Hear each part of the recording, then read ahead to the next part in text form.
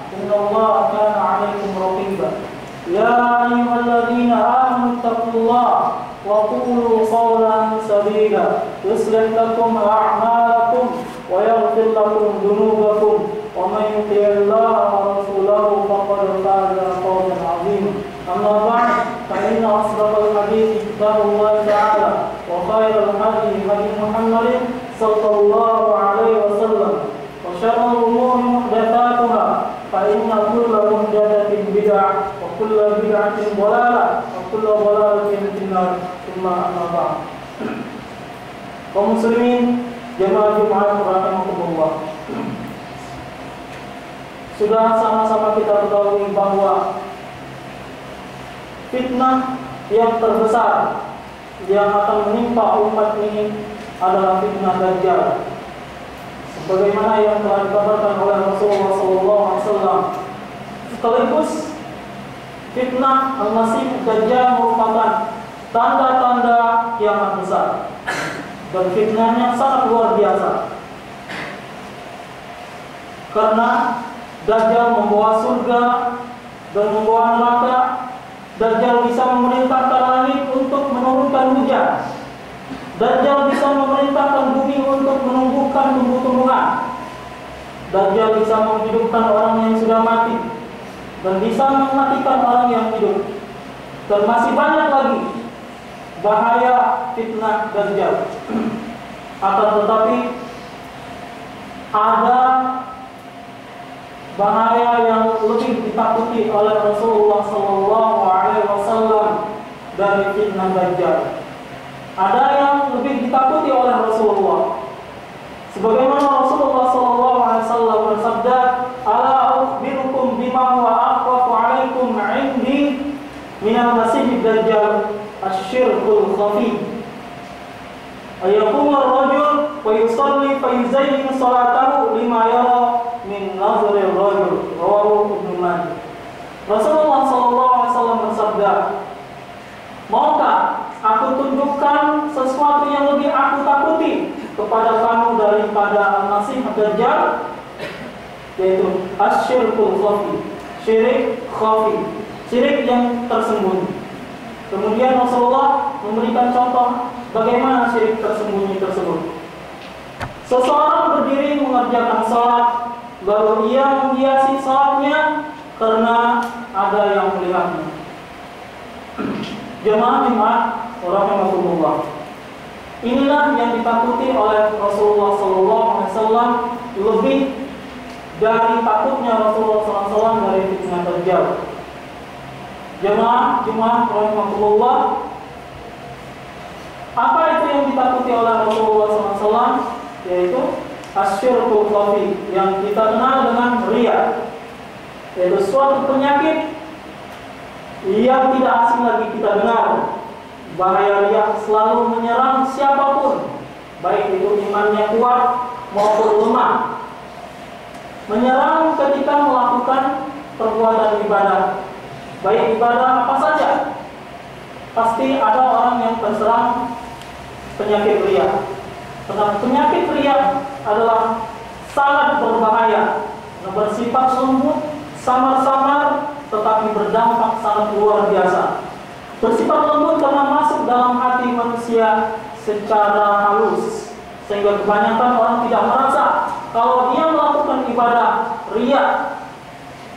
Dan berdampak luar biasa, karena orang yang melakukan ibadah dicampuri dengan riya, maka amal ibadahnya tidak diterima oleh Allah Subhanahu wa taala.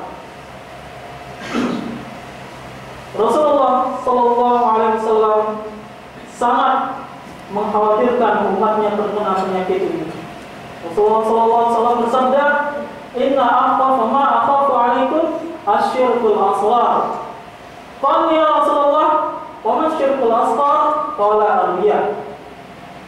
Sesungguhnya yang paling aku takutkan terhadap diri kalian yaitu adalah asy-syirkul asghar, syirik kecil.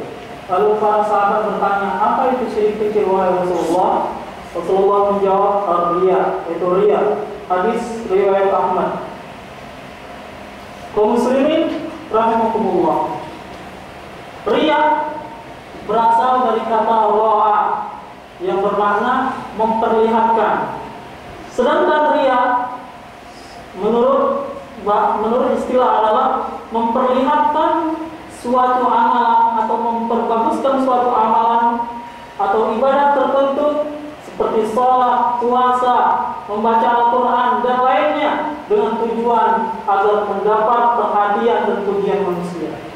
Dan semakna dengan riya yaitu adalah sum'ah, yaitu memperdengarkan sesuatu amalan ibadah dengan tujuan yang sama dengan tujuan riya, yaitu ingin supaya ibadahnya didengar oleh manusia. Kaum muslimin rahimakumullah. Perlu diketahui bahwa segala amal tergantung dengan niatnya. Setiap apa yang kita lakukan harus sesuai dengan niatnya. Kalau niatnya ikhlas karena Allah, maka Allah akan menerima amal ibadahnya. Tetapi sebaliknya, kalau ibadahnya tidak ikhlas karena Allah, ibadahnya dicampuri dengan ingin dilihat oleh manusia, ingin dipuji oleh orang lain, maka Allah akan menolak ibadahnya. Sebagaimana Rasulullah SAW bersabda, "Innamal a'malu binniyat wa innama likulli imrin ma nawa." Sesungguhnya amal ibadah tergantung dengan niatnya. Sesungguhnya amal seseorang akan dibalas sesuai dengan niatnya. kaum muslimin jamaah Jumat rahimakumullah, ibadah merupakan hak Allah yang bersifat mutlak, bahwa ibadah itu harus murni untuk Allah, dan Allah tidak akan menerima ibadah yang dicampuri dengan sesuatu yang lain. Sebagaimana Allah berfirman, "Wa ma umiru illa liya'budullah mukhlishina lahuddin." Padahal mereka tidak diperintahkan kecuali hanya untuk beribadah kepada Allah, mukhlishina lahuddin, dengan ikhlas karena Allah, dengan agama yang lurus. Itulah yang dimaksud dengan ikhlas, yaitu beribadah hanya mengharap pahala dari Allah, beribadah hanya untuk Allah. Dan riya banyak macam-macamnya. Ada yang berbentuk perkataan, ada perbuatan, ada juga yang berbentuk penampilan yang diniatkan sekadar untuk mencari popularitas dan sanjungan orang lain. Maka ini semua tergolong dari bentuk-bentuk perbuatan riya yang di dalam agama Islam dilarang. Berarti hukum riya adalah dosa besar, karena riya termasuk syirik asghar. Sebagaimana Rasulullah SAW bersabda yang di hadis yang telah dibacakan tadi. Dan selain riya merupakan syirik kecil, ia pun mendatangkan berbagai macam bahaya yang sangat luar biasa. Sebagaimana Allah berfirman, "Ya ayyuhalladzina amanu la tubtilu shadaqatikum bil manni wal adha kalladzi yunfiqu malahu ria'an nas wa la yu'minu billahi wal yawmil akhir." Allah berfirman, "Wahai manusia, janganlah kalian menghilangkan pahala sedekah kalian dengan selalu menyebut-nyebut dan menyakiti perasaan si penerima, seperti orang-orang yang menafkahkan hartanya karena riya kepada manusia dan tidak beriman kepada Allah dan hari akhir." Kaum muslimin rahimakumullah, ayat di atas tidak hanya mencela perbuatan riya saja. Tentu celaan itu tertuju kepada si pelaku riya, dan bahkan di ayat yang lain Allah mengancam pelaku riya dengan siksaan yang sangat pedih, dengan kecelakaan di akhirat nanti. Sebagaimana Allah berfirman, "Fawailul lil musallin alladzina hum an salatihim sahun alladzina hum yura'un." Wail, kecelakaan bagi orang-orang yang salat, yaitu orang-orang yang lalai dari salatnya dan orang-orang yang berbuat riya. Kaum muslimin rahimakumullah, ini